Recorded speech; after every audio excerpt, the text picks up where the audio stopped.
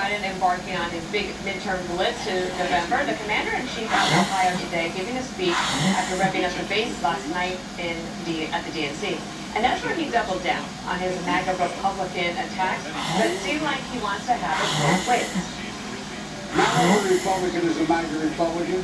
Not every Republican embraces the extreme ideology. I know because I've worked with them, and the mainstream Republicans, and there's still a few of them left. But the extreme set of MAGA Republicans has chosen to go backward, full of anger, violence, hate, and division. And that's what their game is. And together, Democrats, independents, and mainstream Republicans can choose a different path. Extreme MAGA Republicans just don't threaten our personal economic rights.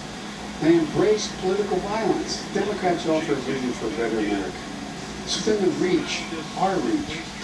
The president isn't the only source of GOP fear mongering. The New York Times article joining the bandwagon, claiming a narrow, hard-right GOP House majority could spell chaos. Sean, we must go to you to see about this. Where would you fall in the continuum of ultra MAGA to MAGA? I think there's no ultra MAGA, there's just MAGA, right? People want to make America great again. It's an American first policy as opposed to globalism. We want to put our people, our country first. And when Biden's talking about extreme ideology, he can't help but look at the Democrat Party today and say, listen, they're attacking the Second Amendment, they're attacking the First Amendment and freedom of speech with they have open borders. They're trying to transition kids, sterilize, kids under 18. They're advocates of partial birth abortion. They're promoting socialism. Those are the extreme sides of the Democrat Party. Where if you look at Republicans, they're again talking about the issues that they've talked about since the 1980s. Lower taxes, less regulation, secure borders, strong military. But to your question on this, I don't think this is going to work with the American people. You got to win the middle. And when you go so hard against Donald Trump and his supporters, I think a lot of people in the world don't like that.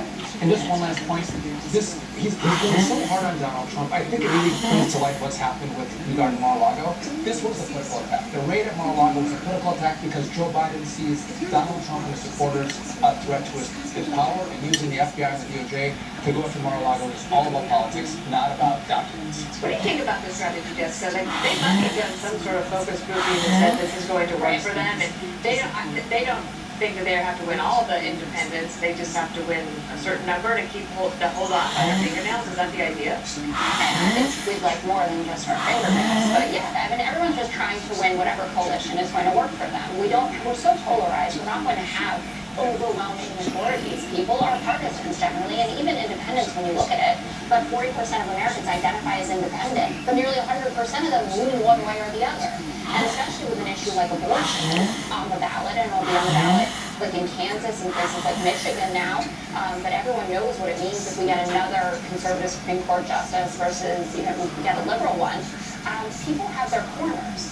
In terms of the strategy, though, I thought it was interesting. Reuters has a new poll out. It says 58% of Americans think that the Make America Great Again movement is threatening our democratic foundations, and that includes 25% of Republicans. So if you look at the numbers of Republicans that Joe Biden needs to pick off, 25% would be just fine. We can win like that with all of your Democrats and with independents, the left-leaning ones, and a lot of the right-leaning ones who do not see the world like you do, Sean, who don't think that it's not.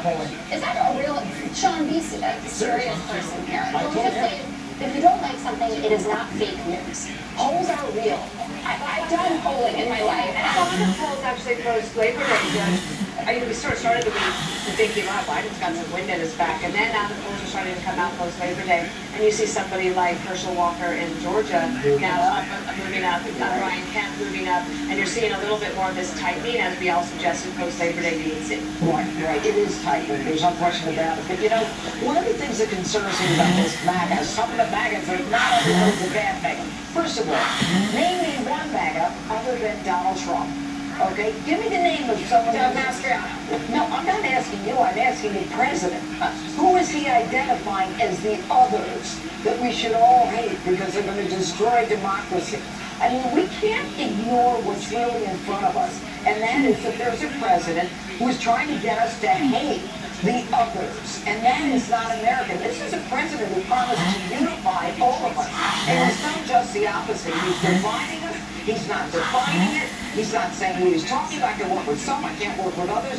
Because the pushback was so great. You're calling everyone who's a Republican a dirtbag? Is that what it's coming down to? He's been up. No, wait a minute. The truth is that it's the Democrats who are offering the giveaways. They're offering the handouts and the government aid. And they want to bid with the phones and everything else. The Republicans are saying, we stand for some kind of, a financial conservative focus as opposed to paying off student loans and on and on. I mean, the thing that bothers me is not so much as getting close or isn't getting close.